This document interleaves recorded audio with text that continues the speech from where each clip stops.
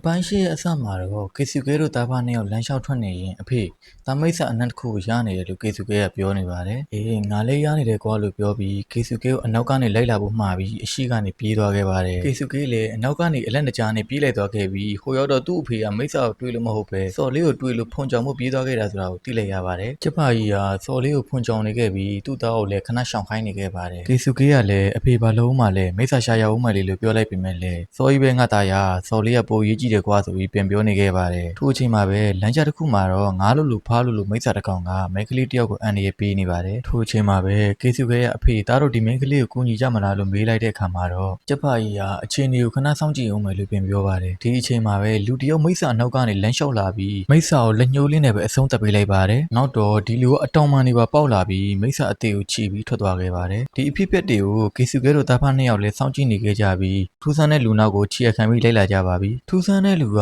ကိုရုံတစ်ခုတည်းကိုဝင်သွားတာကြောင့်သူတို့လည်းနောက်ကနေလိုက်ဝင်ခဲ့ကြပြီးအသီးသိမ့်မဲ့နေတဲ့မိစ္ဆာတွေအများကြီးကိုတွေ့လိုက်ရပါတယ်မိစ္ဆာတွေအများကြီးကိုစုဆောင်းထားတဲ့လူတွေရဲ့ရည်ရွယ်ချက်ကဘာဖြစ်မဲ့ဆိုတာကိုသူတို့စဉ်းစားနေတဲ့အချိန်မှာပဲနောက်ကနေတိုက်ခိုက်တာကိုခံလိုက်ရပြီးကေစုကဲရဲ့အဖေကတော့အဖမ်းခံလိုက်ရပါတယ်နောက်တော့ဟီကာရီဆိုတဲ့ကောင်လေးကမင်းတို့ငါနောက်ကလိုက်နေတဲ့အစောတွေကတိတယ်လို့ပြောပြီးမင်းတို့ကဂိုရှိကီရိုမိသားစုရဲ့မျိုးဆက်တွေမှလာလို့မေးနေပါတယ်ကေစုကဲကလည်းမင်းဘယ်လိုတိတာလဲလို့ပြန်မေးလိုက်တဲ့အခါမှာတော့လူကြီးတွေစီကကြားတော့ဘောကွာလို့ဟိုနှကောင်ကပြန်ပြေးပါတယ်ကေစုကဲလည်းမင်းတို့ကမိစ္ဆာတွေလားလို့မေးလိုက်ပြီးဟိုဘဲနှစ်ပွေကလည်းငါတို့ကမိစ္ဆာမဟုတ်ဘူးကွာနတ်ဆိုးတွေလို့ပြန်ဖြေပြီးနံပါတ်31နဲ့56လို့နမည်ပေးထားတဲ့မိစ္ဆာနှစ်ကောင်ကိုဖမ်းခိုင်းလိုက်ပါတယ်ထို့အချိန်မှာပဲတစ်ချိန်လုံးညင်နေတဲ့မိစ္ဆာနှစ်ကောင်ကလည်းအသက်ဝင်လာပြီးကေစီကဲကိုတိုက်ခိုက်ပါတယ်ကေစီကဲလည်းပြန်ခုခံနေပြီးမိစ္ဆာနှစ်ကောင်လောက်ကိုအေးစီရှင်းလိုက်နိုင်ပေမဲ့လည်းနတ်ဆိုးတစ်ကောင်ကအနောက်ကနေဆက်သနာနဲ့ပြစ်တာကြောင့်အသေးအတန်ရှောင်နေခဲ့ရပြီးတန်ရာတွေလည်းရသွားခဲ့ပါတယ်ထို့အချိန်မှာပဲဖမ်းဆီးခံရတဲ့ကျပကြီးကကေစုကဲကိုပြေးခိုင်းနေခဲ့ပြီးကေစုကဲလည်းတားပြန်လာခဲ့ပါမယ်အဖေလို့ခရီးပေးပြီးတော့ထွက်ပြေးသွားခဲ့ပါတယ်ကေစုကဲလည်းသူ့အဖေကိုကြွယ်ဖို့အတွက်တယောက်တည်းနတ်ဆိုးတွေမနိုင်တာကြောင့်အကူညီရမယ့်သူကိုစဉ်းစားနေခဲ့ပြီးနောက်ဆုံးမှာတော့သူ့အဖေပြောခဲ့တာကိုသတိရသွားခဲ့ပါ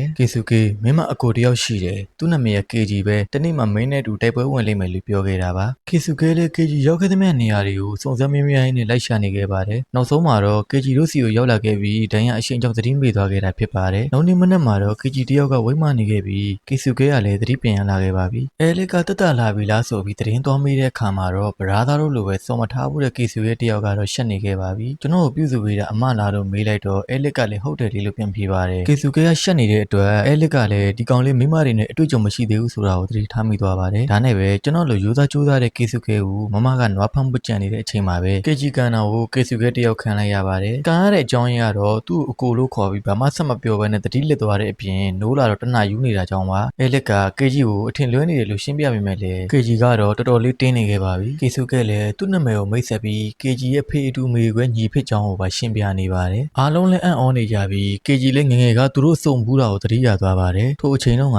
ကေဂျီလေးကသူ့မိဘတွေနဲ့ပျော်ပျော်ပါးပါးဆော့ကစားနေပြီးသူ့မိဘတွေကလည်းတဦးနဲ့တူအရန်ချစ်ကြပါတယ်ဒီနေ့မှာတော့ကေဂျီလေးလမ်းလျှောက်ထွက်လာရင်သူ့အဖေကအိမ်တော်ကြီးဖောက်ပြန်ပြီးနောက်မိန်းမနဲ့ကလေးပါရှိနေတာကိုသိလိုက်ရပါတယ်ကေဂျီလေးလည်းအရန်ဝမ်းနဲ့နေခဲ့ပြီးထို့အချိန်မှာပဲကေစုကေလေးကအဝေးကနေချောင်းကြည့်နေတဲ့ကေဂျီလေးကိုတွေ့သွားပြီးတူတူဆော့မလားဆိုပြီးမေးခဲ့ပါတယ်လက်ရှိအချိန်မှာတော့ကေစုကေကအဖေကိုမိစ္ဆာတွေဖမ်းသွားပြီးရန်သူကအရန်တက်မာတာကြောင့်အကူညီကိုလိုတယ်လို့ကေဂျီကိုပြောနေပါတယ်ကေစုကေကအသေးအတန်တောင်းပန်နေပေမဲ့လည်းကေဂျီကတော့မကူညီနိုင်ဘူးလို့ပြက်တသားပဲညင်လိုက်ပါတယ်အဲလစ်ကတော့ကို့ဖေအရင်မဟုတ်ဘူးလားလို့မေးနေပေမဲ့လည်းကေဂျီကတော့ဒီလူနဲ့ငါနဲ့ဘာမှမဆိုင်ဘူးလို့ထပ်ပြောပါတယ်ထို့အချိန်ကကေဂျီတို့သားမင်းနဲ့ရောက်တားနေကြကပဲကေဂျီဖေကသူတို့သားမင်းကိုထားပြီးနောက်မိန်းမစီကိုထွက်သွားခဲ့တာပါကေဂျီမေကလည်းဒီစိတ်နဲ့ပဲရင်ခွင်းလာကြပြီးကျမ်းမာရေးတွေညံ့လာခဲ့ပါတယ်နောက်တစ်နေ့ရဲ့မနက်ခင်းလေးမှာတော့ကေဂျီရဲ့အမေကသူ့အဖေနဲ့ရတဲ့နောက်ဆုံးဦးလေးကိုအကောင်ပေါအောင်ဝစ်ပေးရင်းနဲ့ပဲတိတ်ဆုံးသွားခဲ့ရတာပါဒီပေါက်လာတဲ့ကျက်မလေးကတော့တိတ်ဆုံးသွားပြီဖြစ်တဲ့ကေဂျီရဲ့ညီမလေးစာရာယာပါကေဂျီကဒီအဖြစ်အပျက်တွေကြောင့်သူ့အဖေကိုစိတ်နာနေခဲ့တာပါနောက်တော့ကေဂျီကအပြစ်တင်ဆဲဆိုနေခဲ့တာကြောင့်ကေစုကေကလည်းသူလေးသားရတဲ့အဖေကိုစိတ်တီးခတ်မှာမဟုတ်ဘူးလို့ပြန်ပြောပါတယ်အဲလစ်ကဂျာကနေဝင်တာပေးနေပေမဲ့လည်းပြဿနာကပိုကြီးလာပြီးနှစ်ယောက်သားစတင်တိုက်ခိုက်ကြပါတယ်ကေဂျီကပြေးကန်လိုက်ပေမဲ့လည်းကေစုကေကအသားရရှောင်ပြီးပြန်ကန်လိုက်တာကြောင့်ကေဂျီတယောက်ကတော့မနေပြန်ကန်လိုက်ရပါတယ်လေဘောကနေအရှိန်နဲ့တိုက်ခိုက်တော့လေဟိုကကင်မီကောထောင်ပြီးကန်တာကိုပဲပြန်ကန်လိုက်ရပါတယ်နောက်ထပ်ကေဂျီပြေးဝင်တိုက်ခိုက်တော့လေဟိုကပင့်ကန်တာကိုပဲတက်ခံလိုက်ရပါတယ်ကေစုကေကလည်းအကူကဒီလောက်ပဲကြမ်းလာလားအကူအများကြီးမျောလင်ထားတာဆိုပြီးတော့ကေဂျီရဲ့စိတ်ကိုစွန့်နေခဲ့ပါတယ်ကေဂျီလည်းဒေါသထွက်သွားတာကြောင့်ညီကိုနှစ်ယောက်ရဲ့တိုက်ပွဲကပိုကျန်းလာခဲ့ပါတယ်ကေဂျီကတော့မင်းကိုအသေးသက်ပြီးမှတော်မယ်လို့ပြောနေပါတယ်ဒါဆိုလည်းအဆုံးသတ်ကြတာပေါ့လို့ပြောပြီးတိုက်ခိုက်လာတဲ့ကေစုကေရဲ့လှင့်မြန်နဲ့လေပြင်းချတော့တိုက်ကွက်ကိုတော့ကေဂျီတယောက်အမိမလိုက်နိုင်ဘဲနဲ့လဲကွဲခံလိုက်ရပါတယ်အဲလီတူကတော့ကေဂျီကိုတော့အနိုင်တိုက်နိုင်ခဲ့တယ်ကေစုကေကိုအံ့ဩနေကြပါတယ်ကေစုကေတယောက်ကတော့သူ့ကိုဖြစ်ပြီး ပြီးတော့ KG ကအရန်အားနေလုံးတာကြောင့်သူတို့ပေါင်းတိုက်နေတော့နှစ်စိုးမနိုင်နိုင်ဘူးလို့တွေးနေပါတယ်အဲလစ်က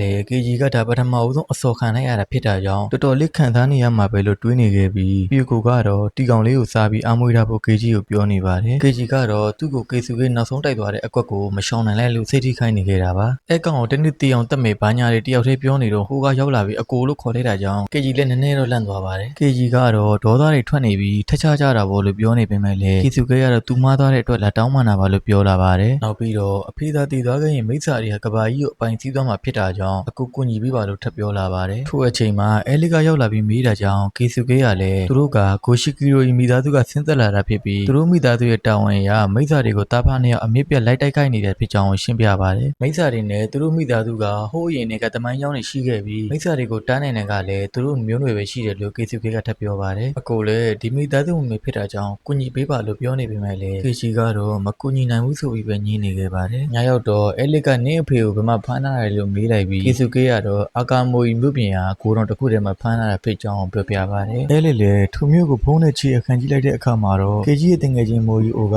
မြို့ကြီးကိုဖျက်ဆီးနေတာကိုတွေ့လိုက်ရပါတယ်ဒါကြောင့် KG လည်းမနေနိုင်တော့ပဲကေဆူကေနဲ့အတူအာကာမိုရီမြို့ကိုလိုက်သွားခဲ့ပါပြီသူတို့ရောက်တော့မြို့ကြီးကပျက်စီးနေခဲ့ပြီးထို့အချိန်မှာပဲမိစ္ဆာထပ်ပေါ်လာတာကြောင့်သူတို့အဖွဲ့လည်းအပြေးသွားခဲ့ကြပါတယ် KG နဲ့ကေဆူကေတို့နှစ်ယောက်လည်းမိစ္ဆာကိုအလူအယက်တိုက်ခိုက်နေကြပြီးသူတိုက်ခိုက်မယ်ငါတိုက်ခိုက်မယ်နဲ့ညင်းနေကြပါတယ်နှစ်ယောက်လုံးကအရှော့မပေးပဲမိစ္ဆာကိုအဆုံးသတ်တော့မဲ့အချိန်မှာပဲအဲလစ်ကတားလိုက်ပါတယ်အကြောင်းကတော့ဒီမိစ္ဆာကအရင်ကလူတွေကိုကက်တင်ခဲ့တဲ့မိစ္ဆာဖြစ်နေခဲ့လို့ပါနောက်တော့အဲလစ်ကသူ့ကိုယ်သာလွှဲထားလိုက်ဖို့ပြောပြီးသူ့ရဲ့ကြိုးတွေနဲ့မိစ္ဆာကိုတုံ့နှောင်လိုက်ပါတယ်ကေဆူကေတယောက်ကတော့မမကအရန်မိုက်တာပဲတွေပါဖြစ်နေခဲ့ပြီးသူတို့တိုက်ခိုက်နေတာကိုလည်းအမိုးပေါ်ကနေမိစ္ဆာတကောင်ကကြည့်နေခဲ့ပါတယ်ကိုတော်ထဲမှာတော့မိစ္ဆာတွေကကြက်ဖာယူနှိမ့်ဆက်နေကြပြီးတော့မင်းတို့ဖွဲ့ဘယ်နှယောက်ရှိလဲလို့မြန်မာကားတွေကလည်းမေးနေပါတယ်နောက်တော့ဟိုမိစ္ဆာကရောက်လာပြီးလွတ်သွားတဲ့ကြက်တွေကနောက်ထပ်ကြက်၃ကောင်မှခေါ်ပြီးရောက်လာတယ်လို့သတင်းလာပေးပါတယ်နဆိုးကောင်လေးကကြက်တွေကိုဖမ်းနိုင်သူ့ကိုဂုံယူမာလားလို့သူ့အမေကိုမေးနေပါတယ်သူ့မသားကြီးကလည်းဂုံယူမှာပေါ့သားလေးရလို့ပြောနေနေပဲဒီပိုင်းလေးကပြီးသွားခဲ့ပါတယ်